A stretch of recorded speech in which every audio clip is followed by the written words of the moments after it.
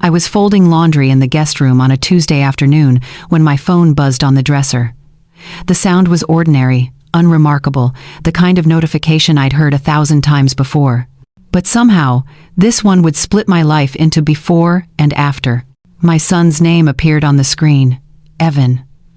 I smiled without thinking, the way mothers do when they see their child's name, no matter how old that child has become. He'd been talking about our upcoming family cruise for weeks, the Caribbean, 7 days of turquoise water, tropical sunsets, and time with my granddaughter Lily. I'd been counting down the days like a schoolgirl waiting for summer vacation. I picked up the phone, still holding a towel against my chest, and opened the message. The first line seemed normal enough. Then I read further.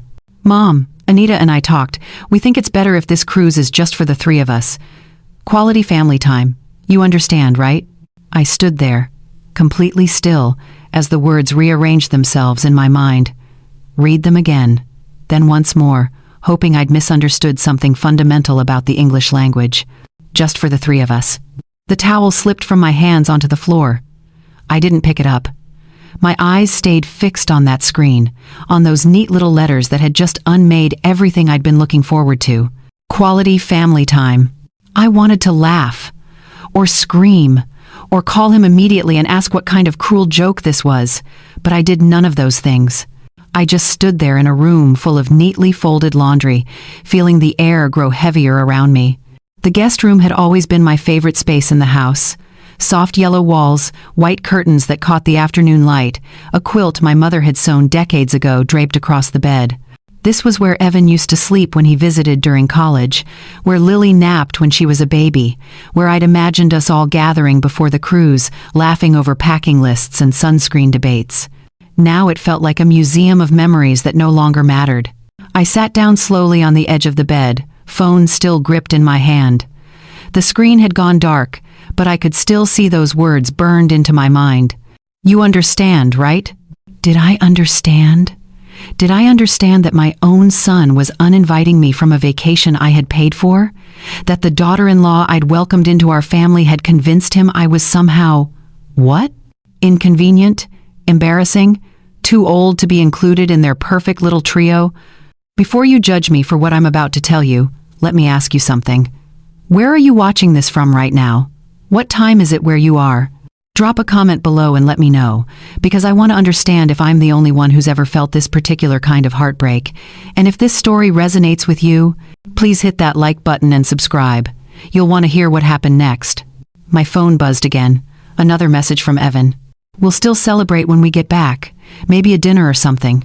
A dinner! Or something. $22,000. That's what I'd spent on this cruise. The tickets, the suite with the balcony, Anita insisted we needed, the excursion packages, the specialty dining plan.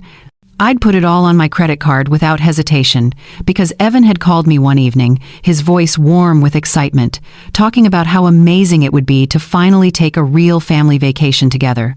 Mom, Lily keeps asking when we're going to see dolphins, he'd said. And Anita found this incredible ship. It has everything. We could finally make some memories together. We. Together. Family. Apparently those words had expiration dates I wasn't aware of. I looked around the guest room, at the Vita I'd built so carefully after my husband died 10 years ago. Robert had worked 40 years as a mechanic, his hands always stained with grease, his back always aching. But he'd smiled through every long shift because he believed in something simple: family first. That's our wealth, Linda. That's what matters. I'd tried to honor that. I'd given Evan everything I could, helped with his college tuition when scholarships fell short, co-signed his first apartment lease when his credit wasn't established, babysat Lily every weekend for 2 years so he and Anita could build their careers. I'd shown up. I'd been there. And now, I wasn't invited to a trip I'd paid for with money Robert had spent his life earning.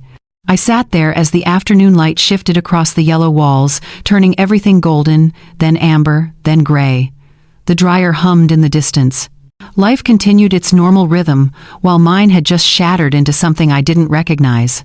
This wasn't about a cruise. I understood that much. This was about being erased, forgotten, deemed unnecessary by the very people I'd built my entire life around.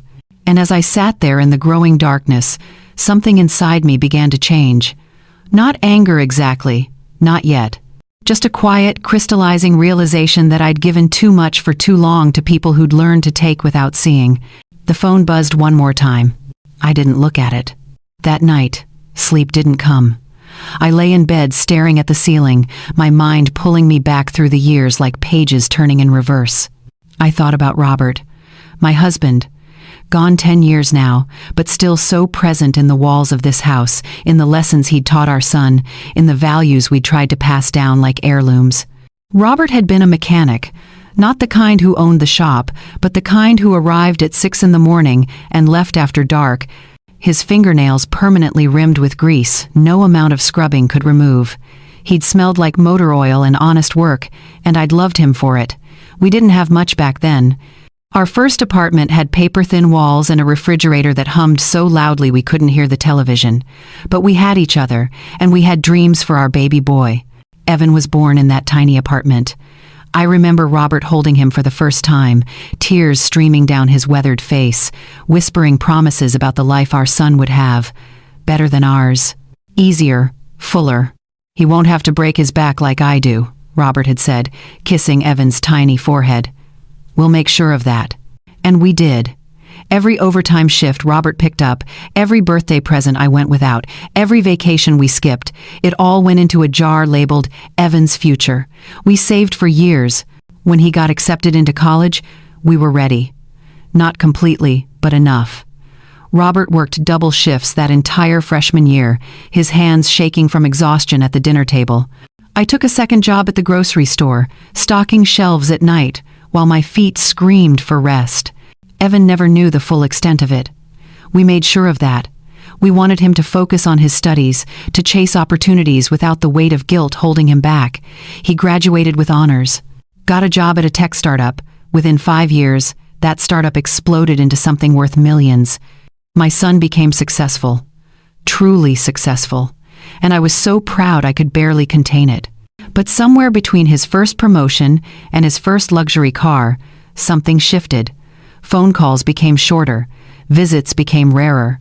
The boy who used to sit at this very kitchen table, eating my meatloaf and telling me about his dreams, slowly transformed into someone who checked his watch during conversations and talked about things I didn't understand. Quarterly projections, market disruptions, investment portfolios. Then he met Anita. She was beautiful in that polished, practiced way that some women master. Perfect hair that never moved in the wind. Clothes that looked expensive even when they were casual. A smile that seemed designed for photographs rather than genuine moments. When Evan first brought her home for Sunday dinner, she'd complimented my pot roast with a tone that somehow made it sound inadequate. "This is so homey," she'd said, pushing the carrots around her plate. "Evan, you never told me your mother was such a traditional cook." I'd smiled and thanked her, not quite sure if I'd been insulted or praised. Anita came from money, real money. The kind that built wings on hospitals and had streets named after grandparents. She'd grown up with housekeepers and private schools, summers in Europe and winters in Aspen. Everything Evan and I had worked toward, she'd simply been born into. I tried not to judge. Love finds us in unexpected places, and Evan seemed genuinely smitten. At their wedding, which cost more than our first house, I watched my son dance with his bride under lights that probably cost more than Robert's entire annual salary. Anita's family filled one side of the venue, dressed in designer labels and discussing their second homes. Our side was smaller, simpler. Cousins in their Sunday best, friends from the old neighborhood, people who knew the value of $1 because they'd had to count every one. Evan had changed his last name placement on the wedding program. Matthew Evans instead of Evan Matthews. Anita's suggestion, he'd explained. It sounded more sophisticated for business cards. After they married, the distance grew faster. They bought a house in Coral Springs, 5 bedrooms for 3 people. A pool that looked like something from a resort magazine. Furniture that seemed too perfect to actually sit on. I visited once, and Anita gave me a tour that felt more like a real estate showing than a welcoming. "The kitchen is Italian marble," she'd said, running her hand along the counter. Custom imported, and these fixtures are from a boutique in Milan. We really wanted something that reflected our lifestyle. I'd nodded and smiled and pretended I understood why anyone needed a chandelier in their bathroom. Evan started missing Sunday dinners. Too busy, too tired, too many networking events. Anita needed him at functions where appearance mattered, where the right conversations could lead to the right connections. I understood, or at least, I told myself I did.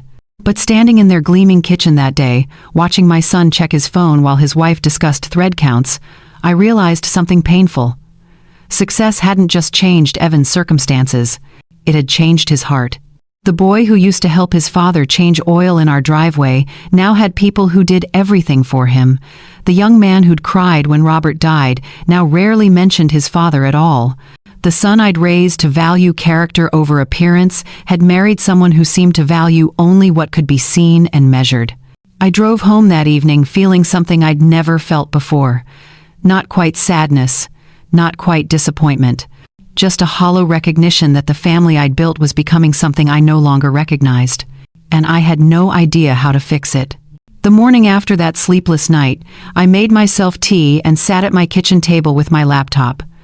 The house was quiet, too quiet. The kind of silence that forces you to hear your own thoughts, whether you want to or not. I opened my online banking portal, something I'd been avoiding for weeks. Numbers appeared on the screen in neat columns, each one representing a choice I'd made, a trust I'd extended, a boundary I'd failed to set. The cruise charge stared back at me. $22,417 charged to my credit card 6 weeks ago. I remembered that day clearly. Evan had called, excited about a last-minute deal on an upgraded suite. The deadline was midnight. Could I just put it on my card? They'd pay me back next month once Anita's bonus came through. Next month had come and gone. So had the month after that. I scrolled further. My emergency credit card, the one I'd given them during what Evan called a temporary cash flow issue last year.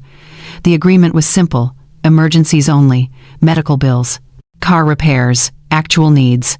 Instead, I found charges at luxury hotels, a spa in South Beach, online boutiques with names I couldn't pronounce, a wine bar in Fort Lauderdale. Dinner at a steakhouse that apparently charged $60 for a cut of meat, multiple charges, weekly, sometimes daily. My hand trembled slightly as I added up the total. Over the past year, they'd spent $43,000 on my emergency card. $43,000 that Robert had earned dollar by sweating dollar, that I'd saved penny by careful penny. I sat back in my chair, the tea growing cold in my cup. This wasn't about helping family through hard times. This was about funding a lifestyle I could never afford for myself while they treated my accounts like an unlimited allowance. I thought about the times Anita had mentioned being stretched thin financially, how she'd sighed about wanting to redecorate their already perfect living room, but needing to be responsible. All while my card was paying for her weekly spa treatments and designer handbag purchases. My phone dinged, an email notification. I almost ignored it. But something made me look. The sender was Anita. The subject line read, Beach House Options. It was addressed to someone named Veronica, probably one of her country club friends. But at the bottom of the email chain, I saw my name. She'd accidentally included me in a forward. My finger hovered over the delete button. Some instinct told me I didn't want to read this. But a stronger instinct, the one that had been whispering warnings for months, made me scroll down. The email was dated 3 weeks ago. Before the cruise cancellation, before that devastating text message, Anita's words appeared in crisp black text. Once the house is in Evan's name alone, we can stop depending on her. It's embarrassing having your mother involved in everything. She's sweet, but she's not our circle. Let's just get through this cruise, and then we can create some distance. I'm thinking of telling Evan we should spend the holidays with my family from now on. His mother still uses paper napkins at dinner parties. Paper napkins. I can't. I read it once. Then again. Then a third time. Each word landing like a small stone in my chest. Not our circle. Paper napkins. Create some distance. I thought about every Sunday dinner I'd hosted, carefully setting the table with my good dishes, the ones I'd received as a wedding gift 40 years ago. I thought about the paper napkins I'd used because they were practical, and I'd been raised not to waste money on things that got thrown away. I thought about how Anita had smiled at those dinners, complimented my cooking, hugged me goodbye at the door, all while finding me embarrassing. My eyes burned, but no tears came. I was beyond crying. This was something else entirely, a clarity so sharp it almost felt like relief. They weren't just taking my money, they were taking my dignity, my place in my own family, my son, and they'd been planning it, strategically, coldly. I closed the laptop and stood up, walking to the window. Outside, my small garden was blooming. Tomatoes I'd planted in spring, roses that had been there since Robert and I first bought this house. Everything growing in its own time, in its own way, without pretense or apology. I'd built this life with my hands, with love, with sacrifice, and somewhere along the way, I'd let people convince me that it wasn't enough, that I wasn't enough. The woman who used paper napkins, the mother who was too old, too boring, too beneath their circle to join a cruise she'd funded. I stood there for a long time, watching the morning light move across my garden. A hummingbird visited the feeder I'd hung last week. A neighbor walked by with her dog, waving when she saw me in the window. Normal life continuing while mine rearranged itself into something new. Something clicked inside me then. Not anger, not even hurt anymore. Just a simple, profound understanding. I walked back to the table, opened my laptop again, and looked at those numbers. The cruise, the credit card charges, the mortgage I'd co-signed 3 years ago when they couldn't qualify on their own income. My name on everything, my money behind everything, my presence erased from everything. I thought about Robert, about the values he'd died believing in, family first, but he'd also taught me something else, something I'd forgotten in my desperate attempt to stay connected to a son who'd already let me go. Respect yourself, Linda. If you don't, nobody else will. I opened a new browser tab and typed in the cruise company's customer service number. Then I whispered to myself, so quietly the words were barely sound. Enough. It was the smallest word I'd spoken in days, but it was the most honest.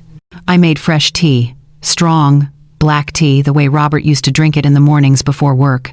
Something about the ritual of boiling water, steeping the leaves, pouring it into my favorite mug, steadied my hands. The cruise company's phone number was already pulled up on my screen. I dialed, took a sip of tea, and waited. Thank you for calling Paradise Cruise Lines. This is Jennifer speaking. How may I help you today? Her voice was cheerful, trained to handle vacation excitement and booking questions. I wondered briefly if she'd ever fielded a call like the one she was about to receive. Good morning, Jennifer. My name is Linda Matthews. I have a reservation for 3 passengers departing on the 18th of next month. Confirmation number is P7743521. I need to cancel all 3 tickets, please. There was a pause. I could hear typing in the background. I see your reservation here, Mrs. Matthews. Just to confirm, you want to cancel all 3 passengers? That includes yourself and 2 family members listed as Evan Matthews and Anita Matthews? That's correct. All 3. More typing. Then a careful, professional tone. May I ask if there's been an emergency? If it's a medical issue, we might be able to offer a reschedule option instead of full cancellation. No emergency, I said calmly. Just a change of plans. I understand. I do need to inform you that there will be a cancellation fee. Because we're within 60 days of departure, the fee will be approximately 30% of the total booking cost. That comes to about $6,700. The remaining balance will be refunded to your card within 7 to 10 business days. $6,700. Gone. Just like that. A month ago, the amount would have made me hesitate, would have made me call Evan first, try to work it out, find a compromise. But that was before I'd read Anita's email. Before I'd understood exactly how my family saw me. That's acceptable, I said. Please proceed with the cancellation. All right, Mrs. Matthews.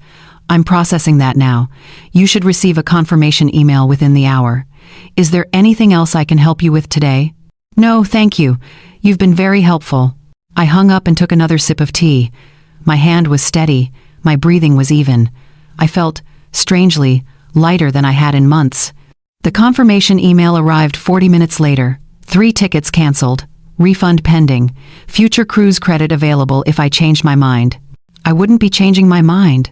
Next, I scrolled through my contacts until I found the number for my bank, the mortgage department specifically. This call would be more complicated, but I'd done my research the night before during those sleepless hours. I knew exactly what I needed to say. First National Bank, Mortgage Services. This is David speaking. Hello, David. My name is Linda Matthews. I'm a co-signer on a mortgage account, number 4782933. I need to request removal of my name from that loan. Certainly, Mrs. Matthews. Let me pull up that account. A pause. I see you co-signed this mortgage 3 years ago for a property in Coral Springs. Current balance is approximately $420,000. Can I ask the reason for the removal request? The primary borrowers are financially stable and no longer need my assistance. It was a lie, but a technical one. They should have been stable. Evan made good money. Anita worked part-time as a consultant. Together, their income looked impressive on paper. The problem was their spending habits, their belief that image mattered more than substance. But that wasn't my problem anymore. I see, David said. In order to remove a co-signer, the primary borrowers will need to refinance the loan independently. They'll need to qualify based on their own income and credit. I can start that process. But I should mention that if they don't qualify for refinancing, the bank may require the loan to be paid in full or call the note due within 30 days. I understand completely. All right then, I'll send the formal request through our system today. The primary borrowers will receive notification by mail within 72 hours. They'll have 30 days to either refinance or make alternative arrangements. Thank you, David. I hung up and set the phone down gently on the table. Outside my window, the world continued turning. A delivery truck rumbled past. Someone's wind chimes sang in the breeze. Life moving forward in its ordinary way while I dismantled the financial scaffolding I'd built around my son's life. I wasn't doing this out of spite. That's what I kept telling myself. This wasn't revenge in the traditional sense. I wasn't trying to hurt them or teach them a lesson or make them suffer. I was simply stepping back, removing myself from places I was no longer welcome, taking my name off things that had my signature but not my respect. For years, I'd believed that love meant giving everything, sacrificing endlessly, being available always, never setting boundaries because boundaries felt like walls and walls felt like rejection. But maybe real love meant something different. Maybe it meant teaching people that actions have weight, that relationships require reciprocity, that you can't build a family on the bones of someone who's constantly being asked to disappear. I finished my tea and rinsed the mug in the sink. Through the window above the basin, I could see my garden again. The tomatoes needed watering. The roses could use some deadheading. Simple tasks with visible results. I decided to spend the afternoon outside, my hands in the soil, the sun on my face, doing work that mattered in ways I could see and measure. For the first time in longer than I could remember, I felt something close to peace. Not happiness exactly, not satisfaction. Just a quiet sense of alignment between who I was and what I was doing. I wasn't angry. I wasn't sad. I was simply, finally, done. And that felt like freedom. 3 days passed in surprising tranquility. I watered my garden, read a novel I'd been putting off for months, even called an old friend from my book club and made plans for lunch. The cancellation emails sat in my inbox like closed chapters, and I didn't reread them. There was no need. Then, on Thursday afternoon, I heard a car pull into my driveway with more speed than necessary. The engine cut off abruptly. A door slammed. I was in the kitchen making a sandwich when the doorbell rang. Not a polite single press, but 3 rapid bursts that sounded like panic translated into sound. I wiped my hands on a dish towel, walked slowly to the door, and opened it. Evan stood on my porch in his work clothes, a pressed polo shirt and khakis that probably cost more than my entire week's grocery budget. His face was flushed, his hair disheveled in a way that suggested he'd been running his hands through it repeatedly. His expensive watch caught the afternoon light as he held up his phone like evidence at a trial. "Mom," he said, his voice tight. "Did you cancel the cruise?" "Hello, Evan. Would you like to come in? Did you cancel it?" I stepped aside, gesturing toward the living room. "Let's talk inside." He walked past me, his movements agitated, pacing near the couch rather than sitting. I closed the door gently and made my way to the kitchen. "Would you like some tea?" I called over my shoulder. "Mom, I don't want tea. I want to know what's going on. I got an email from Paradise Cruise Line saying our entire reservation was canceled, all 3 tickets. They refunded your card, but the prices have doubled now. The same cabin we booked is $14,000 more. What happened?"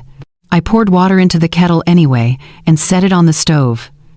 Then I walked back to the living room, sat in my favorite armchair, and folded my hands in my lap. "Yes," I said simply. "I canceled the reservation." His mouth opened, closed, then opened again. "Why would you do that? We've been planning this for months. Lily is so excited.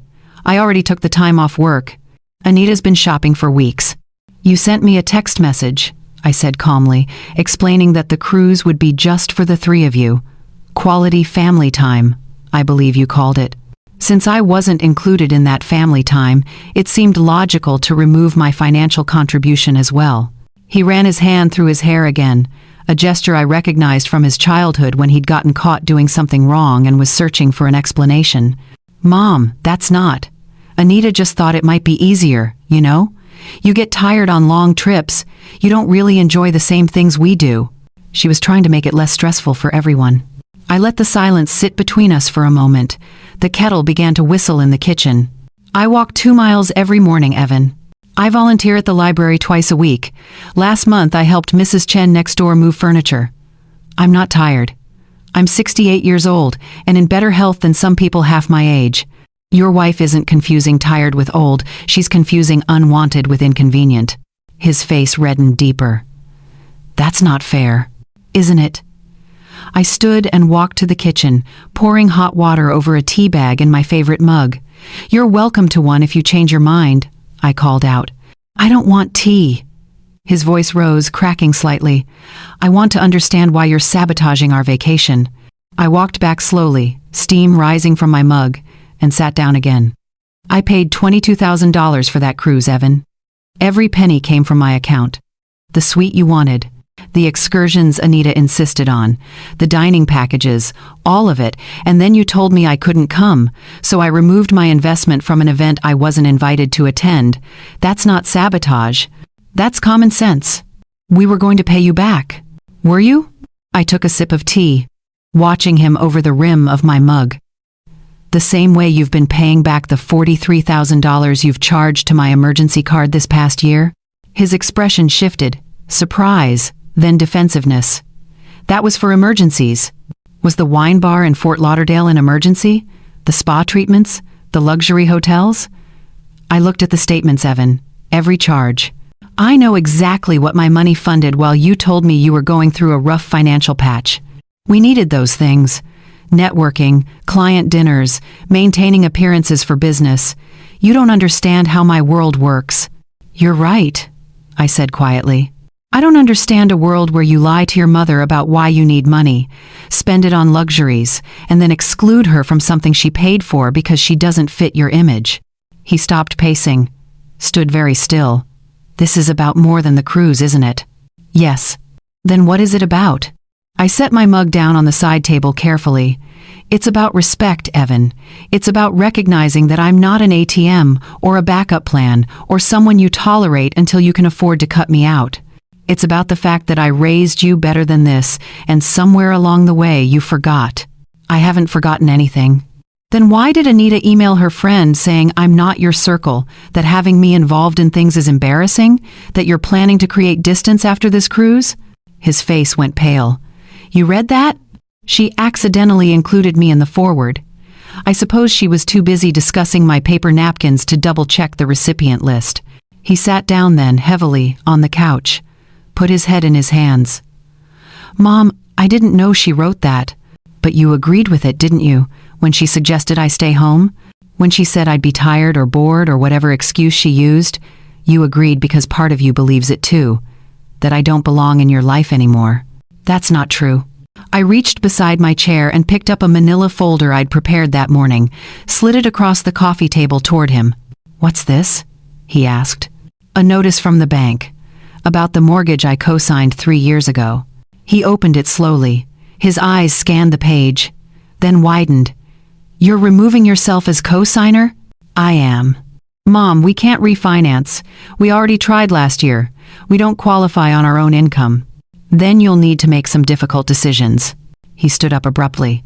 "You're going to let us lose the house?" "I'm going to let you face the consequences of building a life you can't actually afford. This is revenge." His voice shook with something between anger and fear. I stood too, meeting his eyes directly. "No, Evan, this is consequence. Revenge would be wanting you to suffer. Consequence is simply stepping back and allowing your choices to teach you what I apparently couldn't.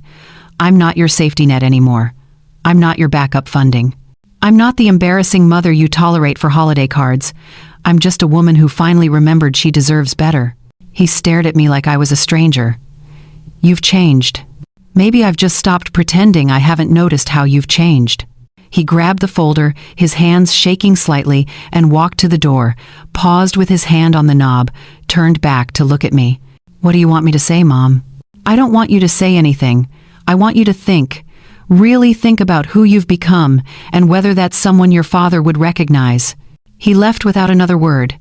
The door closed softly behind him, and I stood in my quiet living room, listening to his car start and pull away. My tea had gone cold.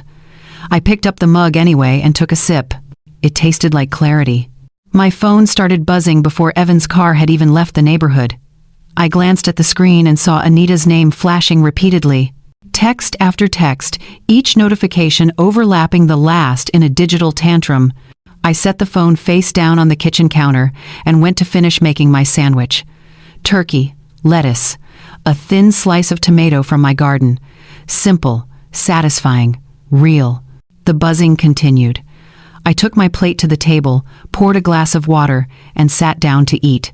Outside the window, a cardinal landed on my bird feeder, its red feathers brilliant against the green leaves.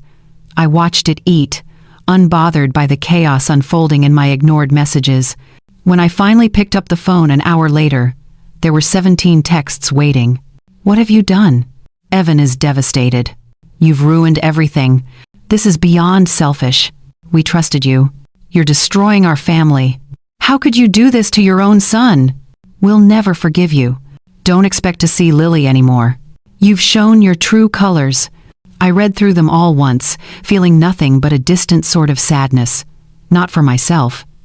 For the woman who'd written them, so desperate to maintain a facade that she'd attack the person funding it. I didn't respond. Not to a single message. Instead, I deleted the thread, blocked the number, and set my phone back down. The silence that followed felt like clean air after a storm. Within days, I learned through my neighbor, Mrs. Chen, that the family gossip had started. Apparently, Anita had been calling relatives, painting a picture of me as vindictive and cruel. An old woman who'd lost her mind. A bitter mother jealous of her son's success. Someone who couldn't let go of control. Mrs. Chen told me this while we shared tea on her porch one afternoon, her weathered face creased with concern. "Linda, people are saying terrible things. Don't you want to defend yourself?" "No," I said simply. "The people who matter know who I am. The ones who believe gossip without asking questions aren't people I need in my life anyway." She patted my hand, understanding in her eyes. "You're stronger than you look." "I'm exactly as strong as I've always been. I just finally decided to use that strength for myself instead of people who don't value it." That evening, I did something I hadn't done in years. I went to the cabinet where Robert's record collection still lived, pulled out his favorite Frank Sinatra album, and placed it on the old turntable we'd bought at a yard sale 30 years ago. The needle crackled as it found the groove, and then Sinatra's voice filled my living room, smooth and timeless. "Come fly with me." I sat in Robert's old armchair, the one I'd kept even though the fabric was worn, and closed my eyes, let the music wash over me. For the first time since he died, I didn't cry listening to these songs. I just felt present, here, alive in my own life, instead of haunting the edges of someone else's. I thought about the difference between revenge and freedom. Revenge would have been calling Evan's business partners, exposing his financial instability, actively trying to damage his reputation. Revenge would have been malicious, calculated to cause maximum pain. But what I'd done wasn't revenge. It was simply withdrawal, I'd stopped participating in my own erasure, stopped funding my own exclusion, stopped accepting scraps of affection from people who'd forgotten how to genuinely love. There's a difference between hurting someone and refusing to be hurt anymore. Over the following weeks, I reconnected with old friends I'd neglected while trying to maintain my place in Evan's busy life. Margaret, who I'd met in a painting class years ago. Susan, my former co-worker from the grocery store. Dorothy from church, who'd invited me to her book club at least a dozen times while I'd made excuses about family obligations. We met for lunch at a small cafe downtown. Nothing fancy, no Italian marble or boutique fixtures, just good food, honest conversation, and laughter that came from actual joy rather than performance. "You look different," Margaret said, studying my face over her coffee cup. "Lighter somehow." "I feel lighter," I admitted. "Like I've been carrying something heavy for so long I forgot what it felt like to stand up straight." "What changed?" Susan asked. I thought about how to answer that. I remembered that loving people doesn't mean letting them treat you like you don't matter, and that sometimes the kindest thing you can do for someone is let them face their own consequences. Dorothy raised her glass of iced tea. "To boundaries," she said, "and to friends who remind us we deserve them." We clinked glasses, and I felt something open in my chest. Space for new relationships, room for genuine connection, permission to exist fully, instead of apologetically. That afternoon, I came home and spent hours in my garden. I pulled weeds, planted new herbs in clay pots, arranged river stones around the base of my rose bushes. My hands were dirty, my back was sore, and I felt more myself than I had in years. As the sun began to set, painting the sky in shades of orange and pink, I stood in my small backyard and looked at what I'd created. Nothing impressive by Anita's standards. No designer landscaping or expensive features. Just a patch of earth tended with care, growing things that mattered because I'd chosen them. I went inside, washed my hands, and made myself dinner. Just for me. Exactly what I wanted, eaten at my own pace, in my own home. The phone sat silent on the counter, and I'd never felt less alone. 3 weeks passed. I settled into a rhythm I hadn't known I was missing. Morning walks before the heat set in. Afternoons at the library, where I'd started volunteering in the children's section, reading stories to wide-eyed toddlers. Evenings on my porch with a book, or sometimes just the sound of crickets and distant traffic. Peace, I learned, wasn't the absence of problems. It was the presence of boundaries. Then my phone rang on a Tuesday evening. Evan's name appeared on the screen. I considered not answering, but something in me, maybe the part that was still his mother beneath everything else, made me pick up. "Hello, Evan." His voice came through, strained, thinner than I'd ever heard it. "Mom, we need to talk." "I'm listening." "The bank won't refinance us."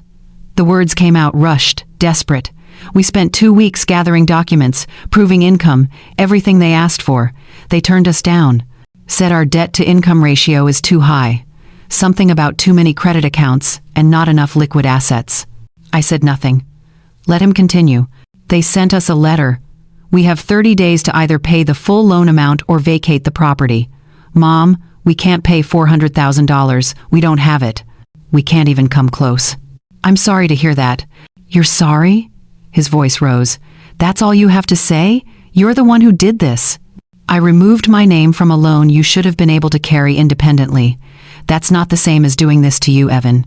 What's happening now is simply the reality of your financial situation, without my support. We were managing fine before you pulled this stunt. Were you? Or were you just managing because I was there to catch you every time you fell?" A pause. I could hear breathing on the other end, harsh and uneven. "Anita is furious," he said finally. "She wants to sue you." "For what? Removing my name from my own financial obligation? She's welcome to try, but I suspect a lawyer will tell her she has no case." "Mom, please." The anger cracked, revealing something raw underneath. "We're going to lose everything. The house, our credit, our reputation. Do you know what this will do to us professionally? Anita's parents are already asking questions. Her friends from the club are gossiping. This is humiliating." "Humiliating?" I repeated softly. "Like being called embarrassing by your daughter-in-law? Like being told you're not their circle? Like paying for a vacation you're not allowed to attend?" I apologized for that. "No, Evan, You explained it. You justified it. You never actually apologized. Another pause. Longer this time. When he spoke again, his voice had shifted to something more calculated, a tone I recognized from his business calls I'd overheard. What if we sold some things? The furniture, Anita's jewelry. We could come up with maybe 30,000. If you co-signed again, just temporarily, we could get approved for a smaller loan. Keep the house. Start over. No. Mom, I'm begging you. And I'm saying no. Not because I want to see you suffer, but because you need to understand that actions have consequences. You can't spend money you don't have, exclude the people who support you, and expect everything to work out just because it's inconvenient for it not to. So you're really going to let your own son lose his home? It wasn't a question, it was an accusation wrapped in disbelief. I'm going to let a grown man face the results of his choices. There's a difference. I heard a sound in the background, Anita's voice sharp and demanding. Is she helping? What did she say? Evan's voice became muffled as he covered the phone, but I could still make out fragments. She said no. I don't know what else to do. Maybe your parents. Then he was back, clearer now. Anita's parents might be able to help us. They're looking into it. That's good, I said genuinely. Family should help family. Maybe they'll teach you what reasonable support looks like. The kind that comes with respect instead of resentment. You've changed. The words came out bitter, accusatory. The mom I knew would never have done this. I looked out my kitchen window at the garden I'd been tending, at the life I'd been rebuilding one quiet day at a time. You're right, I said. I have changed. Or maybe I've just finally remembered who I am underneath all the years of trying to be what everyone else needed. And who is that? Someone who knows her worth. Someone who understands that love without respect isn't really love at all. Someone your father would be proud of, even if you're not. That's not fair. Fairness, I said quietly, would have been you treating me like I mattered. What you're experiencing now isn't unfairness, Evan. It's equity. You get back what you put in, and you stopped putting anything into our relationship a long time ago. The silence stretched between us like a chasm neither of us knew how to cross. I have to go, he said finally. We have a meeting with a real estate agent tomorrow to discuss listing options. I hope it goes well. Do you really? Or are you happy about this? I'm not happy you're struggling, Evan, but I'm not unhappy that you're learning. There's a difference between those things too, even if you can't see it yet. He hung up without saying goodbye. I set the phone down and returned to the book I'd been reading before he called. A novel about a woman who'd traveled across the country alone at 70, discovering herself in ways she'd never imagined possible. The story felt like a mirror. Outside, the evening stretched long and warm. Somewhere down the street, children were laughing. A dog barked once, then settled.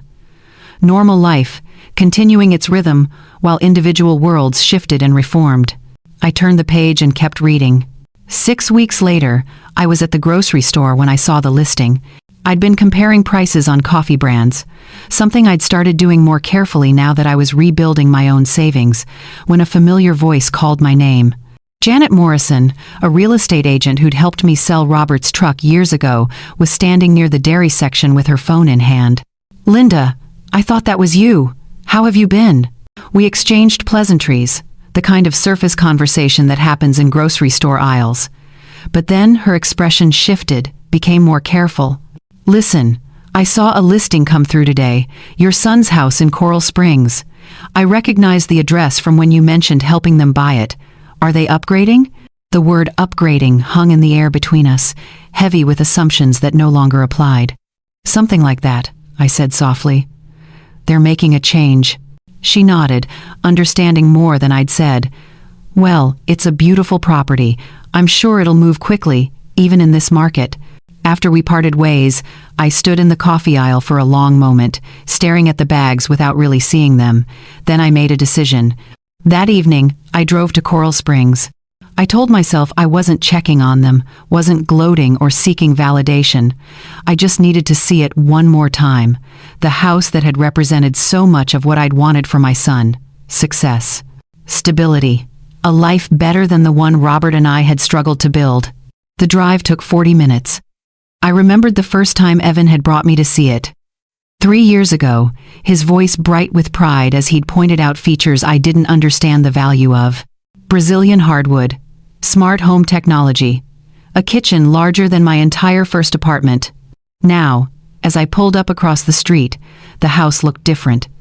Not the structure itself, which remained as impressive as ever, but something about it felt diminished, like a stage set after the play has ended. The for sale sign stood prominently in the front yard, professional and impersonal. The lawn, usually manicured to country club perfection, showed signs of neglect, grass slightly too long, flower beds with browning edges, the kind of details that emerge when people stop caring about appearances because reality has become too pressing. The pool, visible through the side gate, sat dark and still. No string lights glowing. No water feature bubbling. Just flat, black water reflecting the evening sky like an empty promise. I sat in my car as the sun began its descent, watching the house that had cost my son his humility. A couple walked by with a stroller, glancing at the for sale sign with the casual interest of people who might be neighbors soon. Life moving on, as it always does, indifferent to the personal earthquakes happening inside these walls. A light came on in what I knew was the master bedroom. A shadow moved across the window. I wondered if it was Evan or Anita, and what they were thinking in that moment. Were they packing? Fighting? Mourning what they'd built on a foundation they couldn't actually support? I felt sadness then. Not regret, but genuine sorrow for the lessons learned the hard way. For the family that could have been, if pride hadn't gotten in the way. For the grandchild inside who would have to leave the only home she'd known because her parents had confused wealth with worth. But underneath the sadness was something steadier. A quiet certainty that I'd done the right thing, even though it was hard. Especially because it was hard. Robert used to tell me that the most important lessons were the ones that cost something to learn. Easy wisdom doesn't stick, Linda, he'd say. It's the expensive kind that changes us. Evan was learning expensive wisdom now. Another car pulled into the driveway. A woman stepped out carrying a clipboard and wearing a blazer despite the heat. The real estate agent, probably there for measurements or photographs. Professional efficiency preparing to sell off the remnants of a life built beyond its means. I started my car but didn't pull away immediately. Instead, I looked at the house one final time, trying to find words for what I was feeling. This wasn't victory. I'd won nothing except the right to protect my own dignity. This wasn't satisfaction. There was no joy in watching my son lose something, even something he'd pursued for the wrong reasons. This was simply the natural end of an unsustainable situation, gravity asserting itself after years of artificial elevation. Sometimes, I thought, letting go is the kindest thing you can do. Not because you stop caring, but because you care enough to allow someone to fall and then learn to stand on their own. I'd caught Evan so many times over the years. Every stumble, every mistake, every consequence I'd cushioned or erased. I'd thought I was being a good mother, supportive, loving, always there. But maybe the most loving thing I could have done was let him feel the weight of his choices sooner, before the falls became this catastrophic. Before he built a life so precarious that one removed safety net could topple everything. As I drove away, watching the house shrink in my rearview mirror, I whispered something into the quiet of my car. I'm sorry it had to be this way, but I'm not sorry. I finally chose myself. The words felt true, painful and true at the same time, the way honest things often are. I drove home slowly, taking streets I didn't usually take. Passing houses with lit windows and the warm glow of lives being lived without pretense. Modest homes with toys in yards and practical cars in driveways.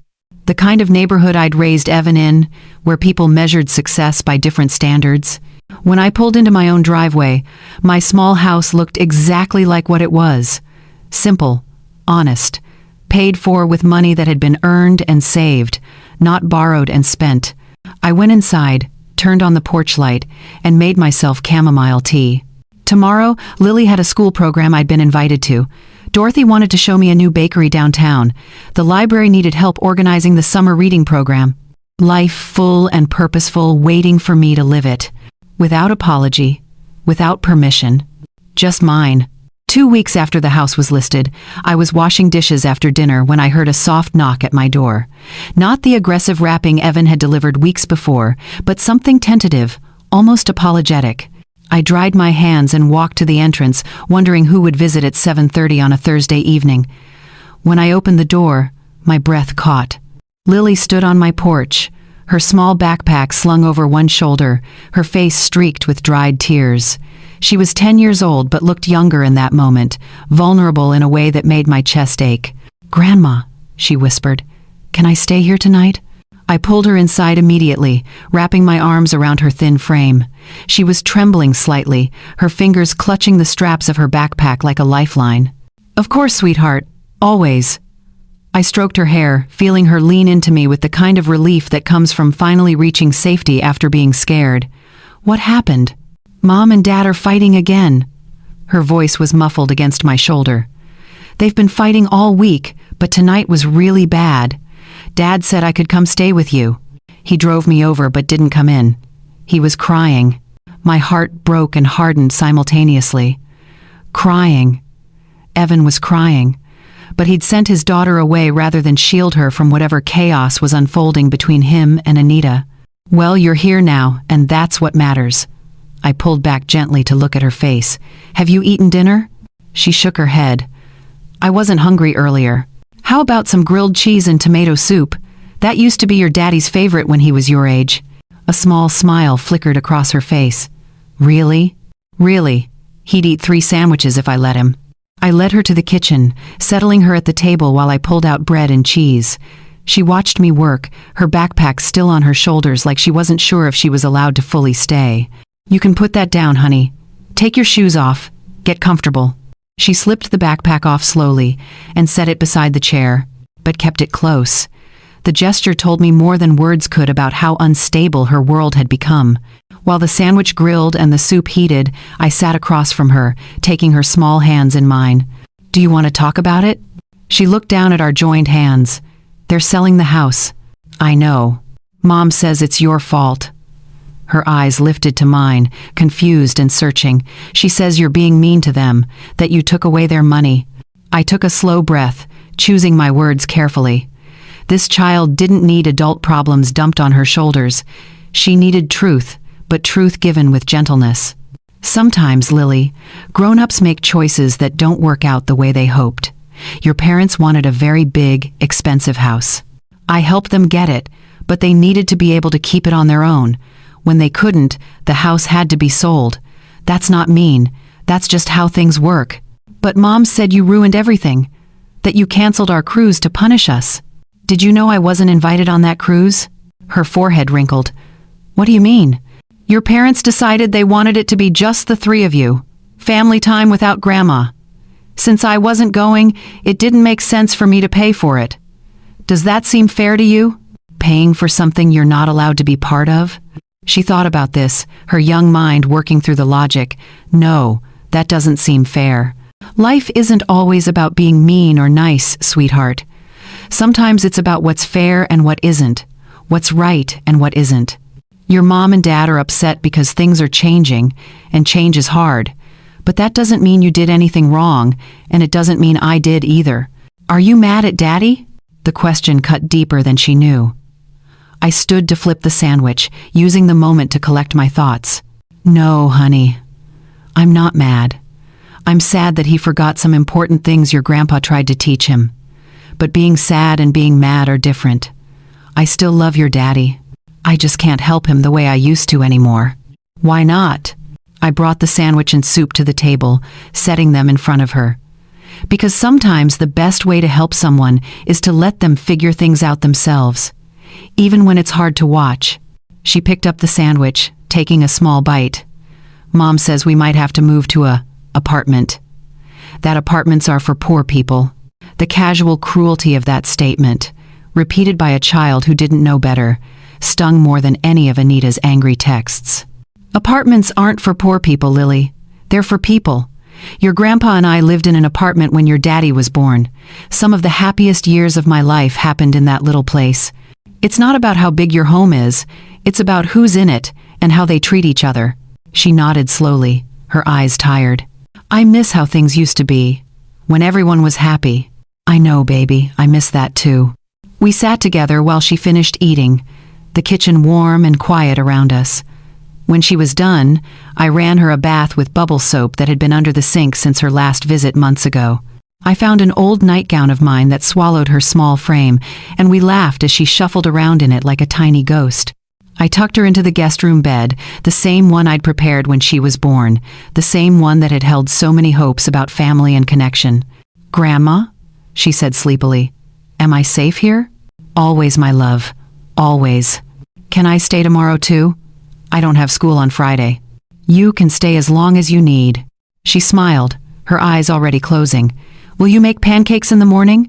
How about we make muffins instead? You can help me mix them." "Okay," she murmured. "Blueberry ones?" "Whatever kind you want." She was asleep within minutes, her breathing deep and steady.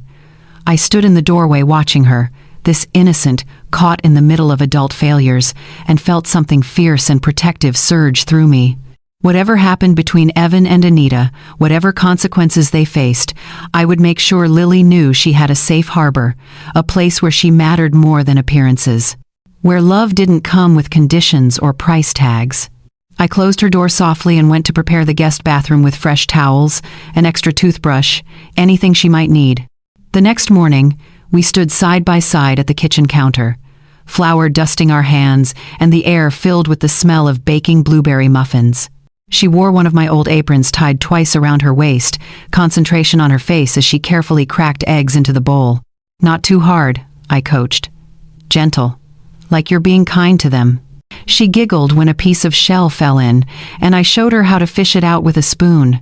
We mixed and measured, getting more flour on ourselves than in the bowl, laughing when we realized we'd forgotten to preheat the oven. For those hours, the world outside my kitchen didn't exist. No failing marriages or foreclosed houses or families breaking apart. Just a grandmother and granddaughter making something sweet together, building a memory that would last longer than any mansion ever could. When the muffins came out golden and perfect, we sat at the table and ate them warm, butter melting into the centers. "These are the best muffins ever," Lily declared, her earlier sadness replaced with simple joy. "They are pretty good, aren't they?" She looked at me with those wise young eyes. "I'm glad Daddy let me come here." "Me too, sweetheart. Me too." Outside, life continued its complicated course, but in my small kitchen, with flour still dusting the counters and the sweet smell of baking lingering, everything felt exactly right. Lily stayed that weekend, then the next. By the third weekend, it stopped feeling like visiting and started feeling like something more permanent, more necessary. Evan would drop her off Friday evenings with a duffel bag and a strained smile, picking her up Sunday afternoons with eyes that looked progressively more hollow. We didn't talk much during these exchanges. He'd ask if she'd been good, I'd assure him she had been, and he'd leave with a quiet thank you that sounded more like surrender than gratitude. The house in Coral Springs sold faster than expected. I heard through Janet Morrison that it went to a young family, cash buyers who'd closed within 3 weeks. Evan and Anita moved into a rental apartment across town, 2 bedrooms instead of 5, shared laundry instead of a private room, a parking lot instead of a pool. I wondered how Anita was handling the downgrade but didn't ask. Some questions have answers you already know. By October, the cracks that had been forming became breaks. Evan called one evening while Lily was doing homework at my kitchen table. "Mom," Anita left. His voice was flat, emotionless in the way people sound when they've cried so much there's nothing left. She went to stay with her parents in Tampa. Says she needs space to figure things out. "I'm sorry, Evan." She took most of the furniture. The apartment looks empty now, like nobody lives here. I wanted to say, that's what happens when you build a life on appearances. That when the pretty things are gone, you're left with whatever foundation you actually laid.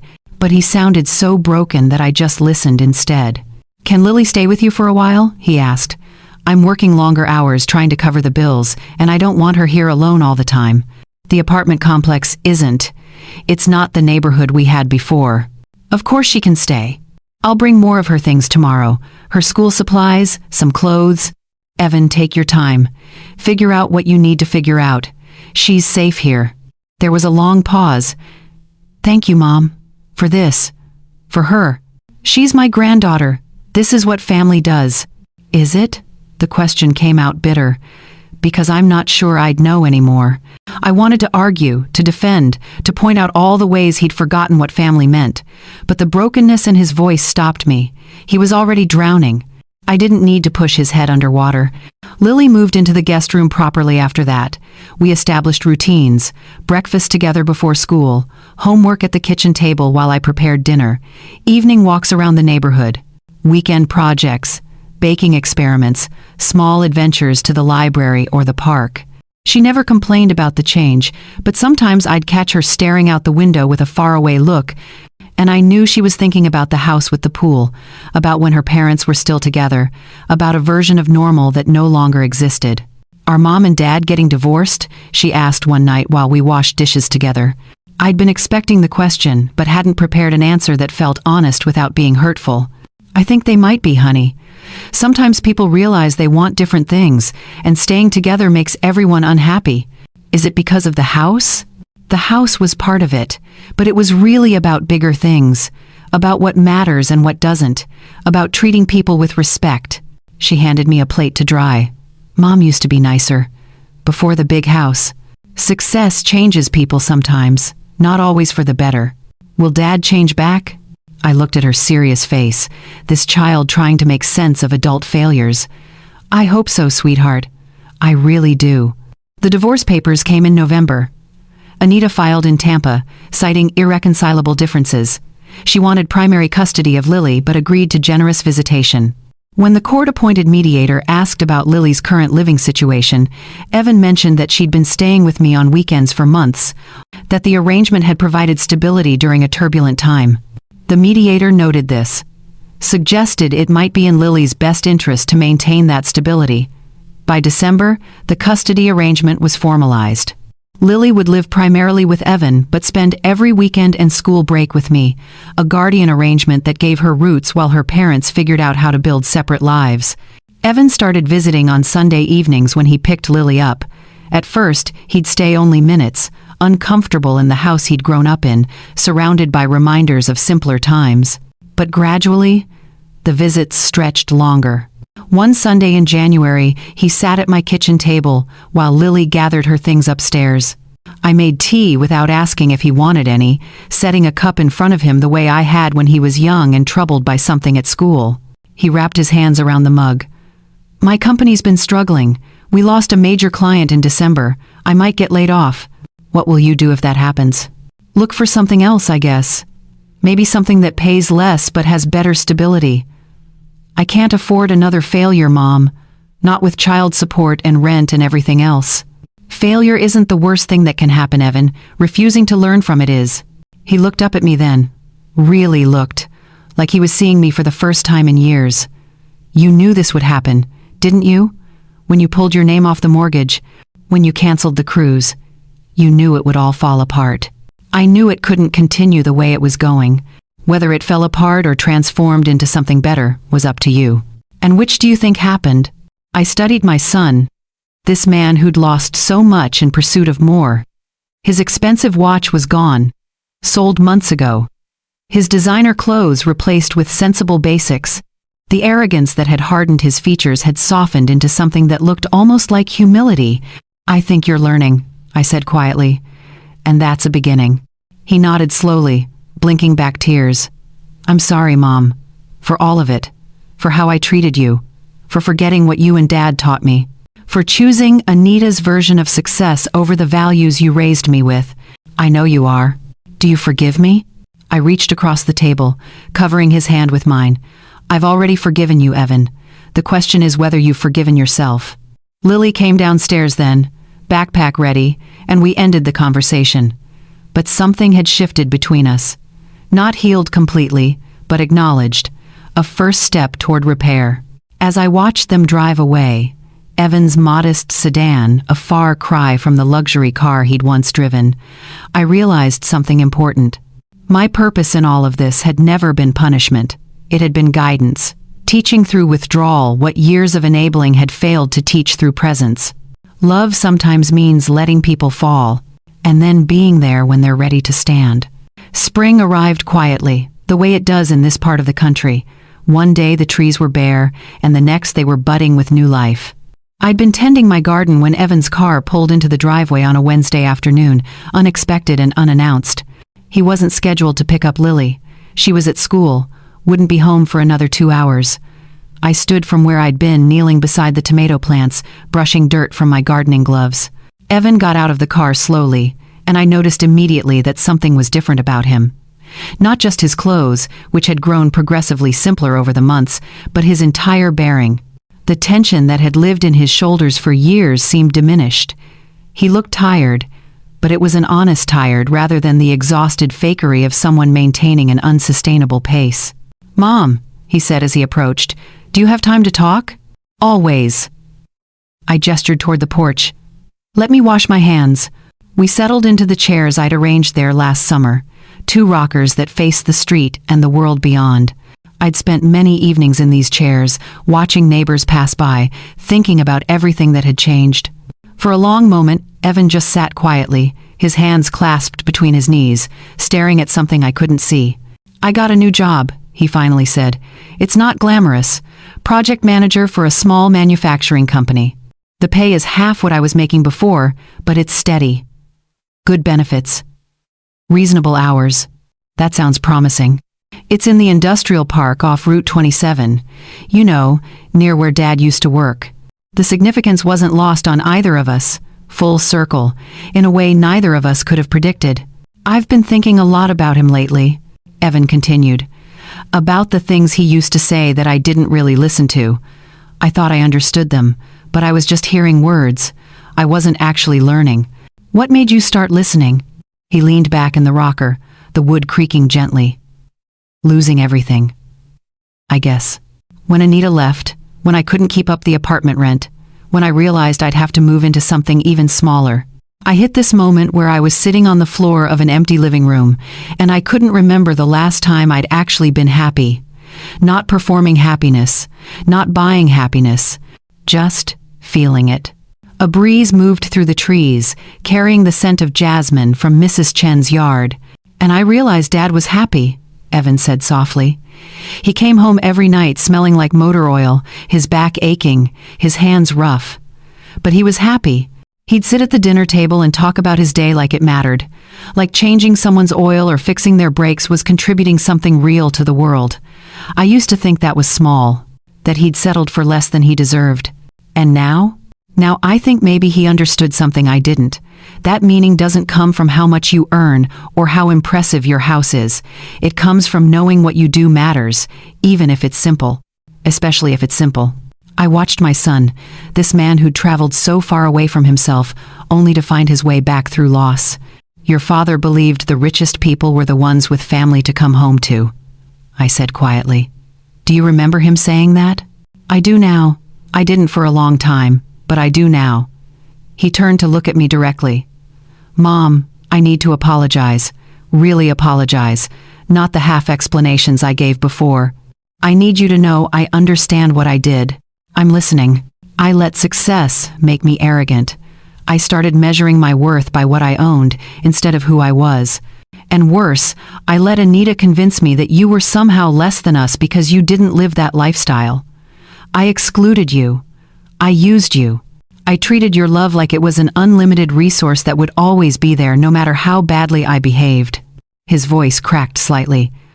"When you canceled that cruise, when you removed your name from the mortgage, I was furious. I thought you were being vindictive. But you were just protecting yourself from people who'd forgotten how to value you. And I was one of those people. The worst one, actually, because I should have known better. Evan, please, let me finish."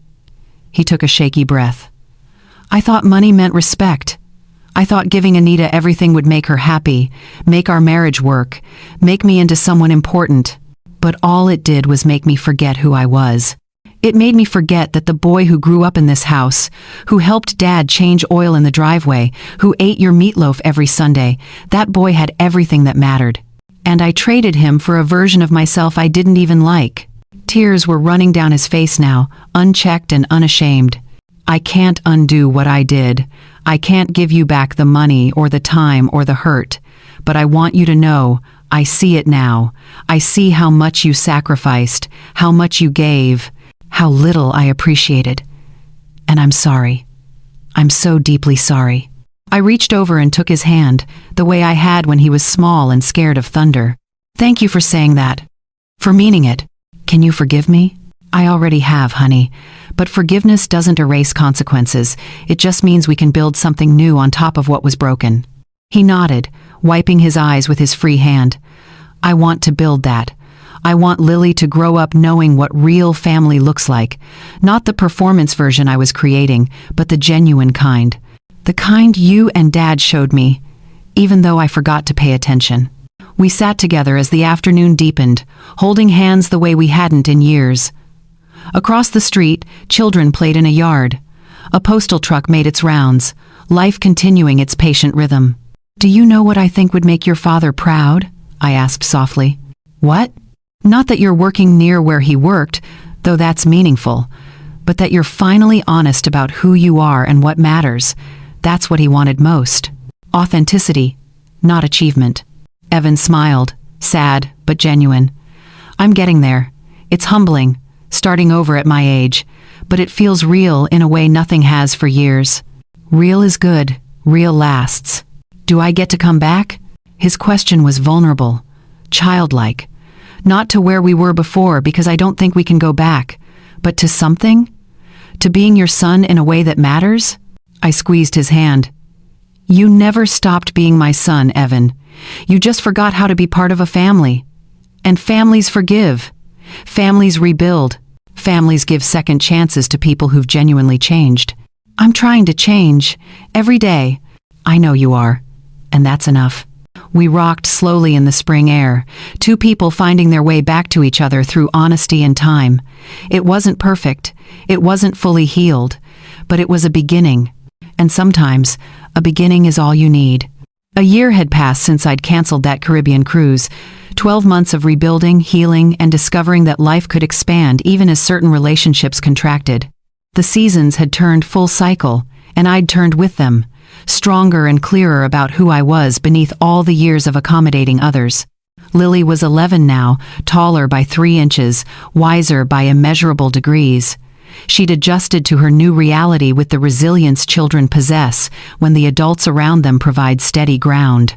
She split her time between Evan's modest apartment and my small house, thriving in both places now that the tension and pretense had dissolved. Evan had kept his job at the manufacturing company. He'd been promoted to senior project manager, a title that meant responsibility rather than prestige, substance rather than status. He dated occasionally, but nothing serious. Most importantly, he showed up. For Lily's school events, for Sunday dinners that had resumed, simpler and more genuine than before. For conversations that went beyond surface pleasantries into real connection. We were rebuilding. Slowly. Honestly. And then one evening in late spring, Lily and I were making dinner together when she said something that stopped me mid-stir. Grandma, do you think we could go on a trip together, just us? I looked at her. This child, who'd weathered so much change with such grace. What kind of trip were you thinking? Maybe somewhere with water? I've never seen the ocean. Not really. I mean, I've seen pictures, but not the actual ocean. Something shifted in my chest. A memory of that canceled cruise, of turquoise water I'd dreamed about but never seen, of a trip that had represented exclusion and hurt. Maybe it was time to reclaim that dream. Not the expensive, performative version Anita had planned, but something real, something just for us.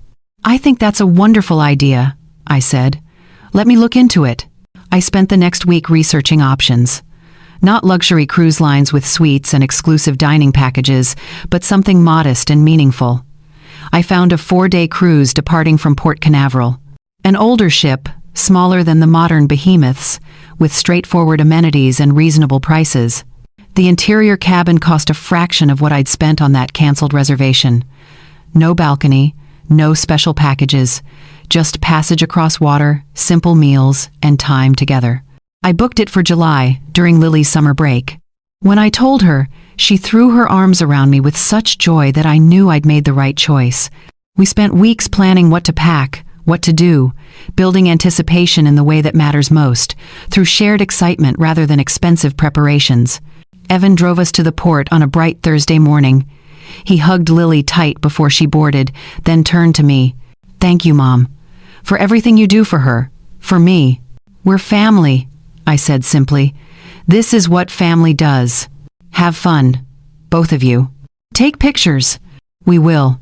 As Lily and I walked up the gangway, I glanced back once.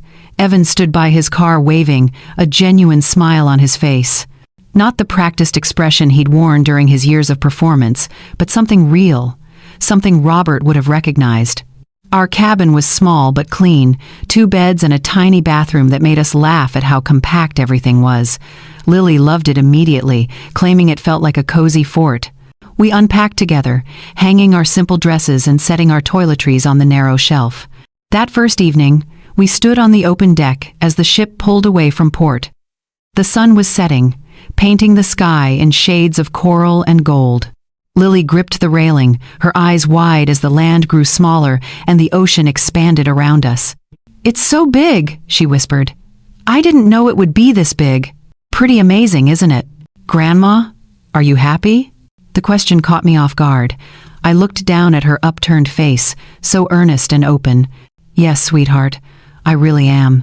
Even with everything that happened, with Mom and Dad and the house, I thought about how to answer truthfully without burdening her with adult complexity.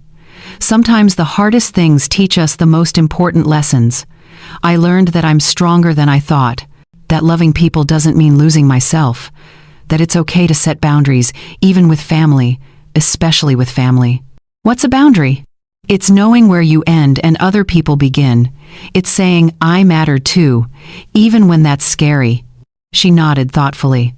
"Like when I told Mom I didn't want to hear bad things about you anymore?" My throat tightened. "You did that?" "Yeah." She was saying stuff on the phone to her friend, and I told her it made me sad. That you're a good grandma and I didn't want to hear mean things. She looked up at me. "Was that okay?" I pulled her close, blinking back tears. "That was very okay.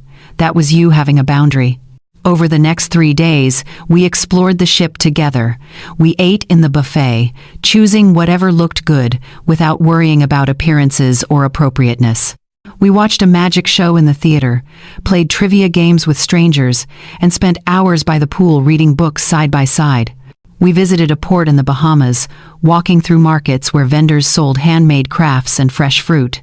Lily bought a shell necklace with her allowance money, declaring it the most beautiful thing she'd ever owned. Everything was simple. Everything was real. On our last night at sea, we returned to the deck after dinner. The ocean stretched endlessly in all directions, dark water reflecting the emerging stars. The ship moved steadily forward, its engines a gentle hum beneath our feet. Lily leaned against the railing, and I stood beside her, my arm around her shoulders. "This was the best trip ever," she said quietly. "For me too. Better than the fancy cruise would have been?" I thought about that question, about the suite I'd never slept in, the excursions I'd never taken, the exclusive dining I'd never experienced. All that money spent on something designed to impress rather than connect. "So much better," I said honestly, "because this one was real. And you're here with me." She tilted her head against my side. "I'm glad you came, Grandma." Those words, so simple and sincere, meant more than she could possibly know. They echoed the moment a year ago when I'd been excluded from a trip I'd funded, when I'd felt erased and diminished, when I'd made the hardest choice to protect my own worth. And here I was now, on the ocean I'd dreamed of seeing, with the person who mattered most, having spent a fraction of the money but gained something infinitely more valuable. Peace, connection, joy without pretense. The ship moved through calm water, cutting a path forward into darkness that felt more like possibility than fear. Behind us, the wake glowed faintly in the moonlight, evidence of where we'd been but not where we were going. I thought about everything I'd lost and everything I'd gained, the relationships that had broken and the ones that had healed, the version of myself I'd surrendered and the woman I'd become. For the first time in decades, I didn't feel left behind. I felt free. The wind lifted my hair, carrying the salt smell of endless ocean. Beside me, Lily hummed softly, content and secure. Above us, stars emerged in their ancient patterns, constant and reliable. And I understood finally that this was what I'd been searching for all along.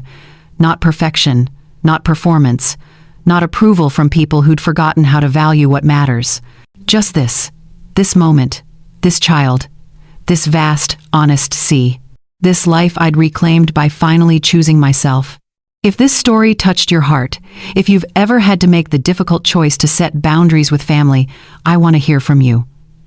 Drop a comment below sharing your thoughts. What would you have done in my situation?